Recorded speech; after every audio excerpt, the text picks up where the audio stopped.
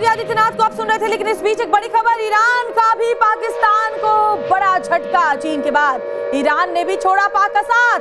पाकिस्तान पीछे हटे, ईरान कह रहा है कि पीछे हट जाओ, बच नहीं पाओगे। हर देश समझ रहा है भारत की सैन्य शक्ति और पाकिस्तान की हालत, और ऐसे में चीन के बाद देखिए अंतर्राष्ट्रीय स्तर पर कैसे अलग थलग पड़ता हुआ पाकिस्तान नजर आ रहा है। ईरान ने भी साथ छोड़ दिया है, बहुत बड़ा झटका दिया। बात तो शायद ड्रोन की हो रही थी सर, पाकिस्तान की तरफ से कि हम शायद ड्रोन लेंगे, ये तो ईरान ने हाथ ही खींच लिए।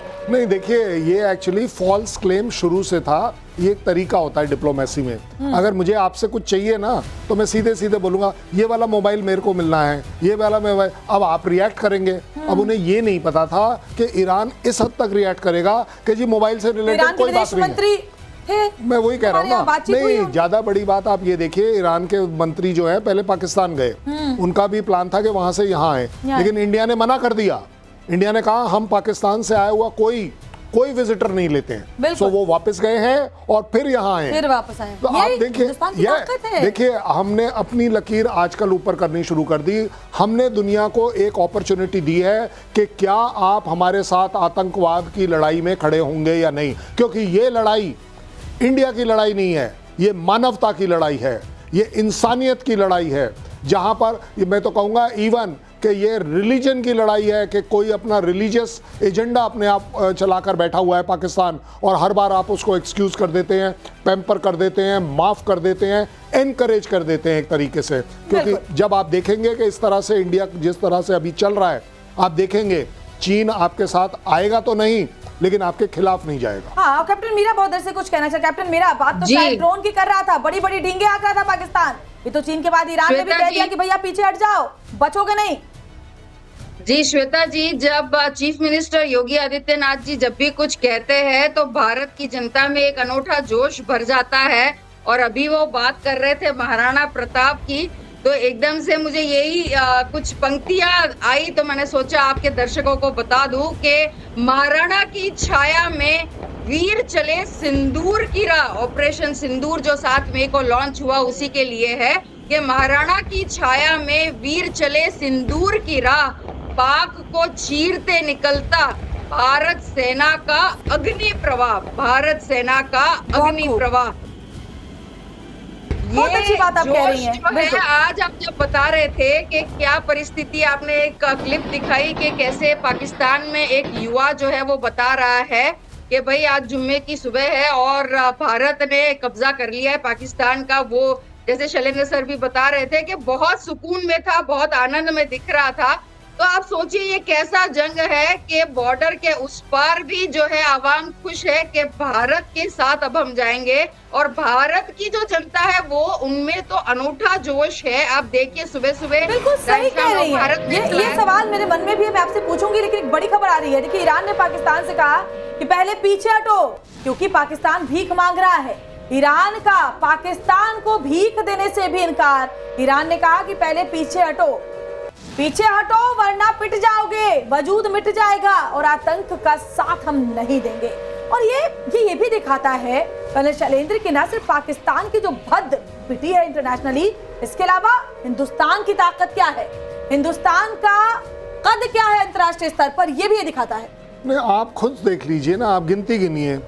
आज की तारीख में दोनों गिनतियां गिनवा देता हूं आपको। गिनती गिनिए कि भारत के साथ कौन नहीं है, और उसी गिनती को गिन लीजिए कि पाकिस्तान के साथ कौन है, क्योंकि वो 3 ही मिलेंगी गिनती, 3 से आगे गिनती नहीं है। भाई कद देखना तो जब चाहिए जब 19-20 का फर्क हो, 18-20 का फर्क हो। पाकिस्तान कहाँ स्टैंड, यस एक जगह पाकिस्तान हमसे बहुत तेज है, हमसे काफी ऊंचाई पर है, इसमें कोई डाउट नहीं। देखिए सच बोलना चाहिए हमारे को टीवी के ऊपर, और वो है एक जगह टेररिज्म। उसमें हम उसके साथ कॉम्पीट नहीं कर पाए हैं, हमें दुख है। नहीं, हमें दुख है कि आप उसमें आगे निकल गए। चलिए आप आगे निकल गए, इस बार हम आपको वो भी दिखा रहे हैं कि इसमें भी अब आपका कद सीधा किया जाएगा।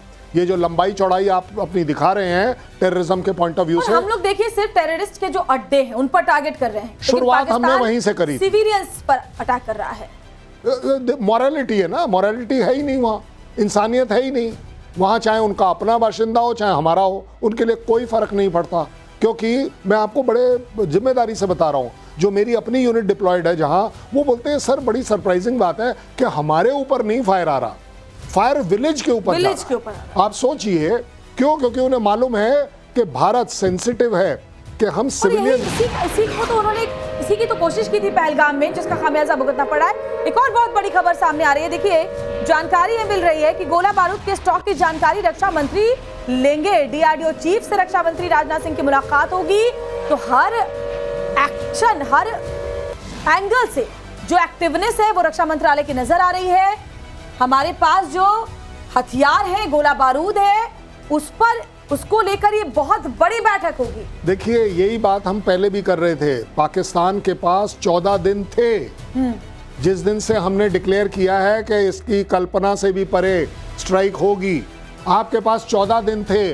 आप अपना एयर डिफेंस सिस्टम जो है ना, ये किसी ने मेरे को बड़ा अच्छा भेजा था कि सर उनका जो एयर डिफेंस सिस्टम है ना, उन्होंने कभी टेस्ट नहीं किया।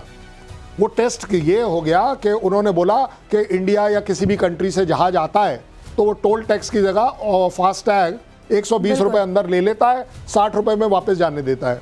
ये तो पहली बार हुआ है कि उनको रियलाइज हुआ है कि भाई साहब इसमें कमाई नहीं है, इसमें गवाही है। आपने पूरा अपना एयर डिफेंस सिस्टम इस समय गंवा दिया है।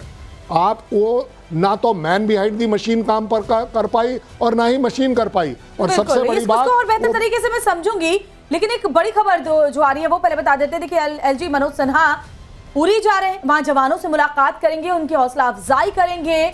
और ये बड़ी खबर क्योंकि बॉर्डर से लगता हुआ इलाका है, वहां लगातार पाकिस्तान की तरफ से शेलिंग की गई है और कैजुअलिटीज की खबर नहीं है, लेकिन इतना जरूर है कि वहां आम लोगों को टारगेट किया जा रहा है पाकिस्तान की तरफ से। और ऐसे में बड़ी खबर, जम्मू कश्मीर के एलजी उरी के लिए रवाना हो गए हैं। वहां जाकर सेना के जवानों से मुलाकात करने वाले हैं। साहिल सोहेल ज्यादा जानकारी देंगे। साहिल, बहुत जरूरी है कि वहां पर पहुंचकर सेना के जवानों की हौसला अफजाई की जाए, क्योंकि उरी वो जगह है जो पाकिस्तान के बॉर्डर से लगता हुआ सेंसिटिव एरिया, जहां पाकिस्तान की कोशिश लगातार सिविलियंस को टारगेट करने की है।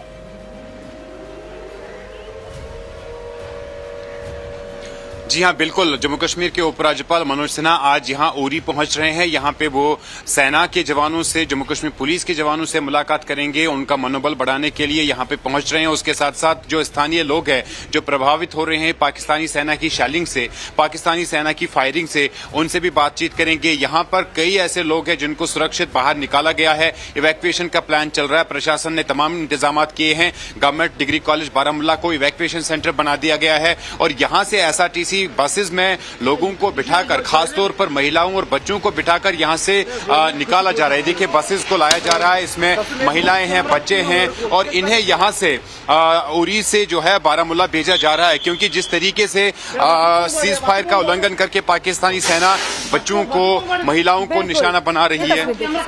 ये देखिए यहाँ पर बच्चे हैं, महिलाएं हैं और ये इनको यहाँ पर गाड़ियों में बिठाकर बारामुल्ला भेजा जा रहा है। जिस तरीके की स्थिति बनी है, जिस तरह के हालात बने हुए हैं, कहीं ना कहीं पर जरूर लोग जो है प्रभावित हो रहे हैं। हमने दिन भर जो है सुबह से ही लगातार तस्वीरें दिखाई, किस तरह से दुकानों को निशाना बनाया, किस तरह से घरों को निशाना बनाया गया है और इस वजह से यहाँ लोग काफी परेशान नजर आ रहे हैं और इसीलिए उन्हें सुरक्षित यहाँ से निकाला जा रहा है। जम्मू कश्मीर के उपराज्यपाल मनोज सिन्हा पहुंच रहे हैं। सबको वहां से शिफ्ट किया जा रहा है। ये वो लोग हैं जो हर धर्म के लोग, जो वहां बॉर्डर पर अगर सुरक्षित महसूस नहीं कर रहे हैं तो उनको यहाँ से शिफ्ट किया जा रहा है।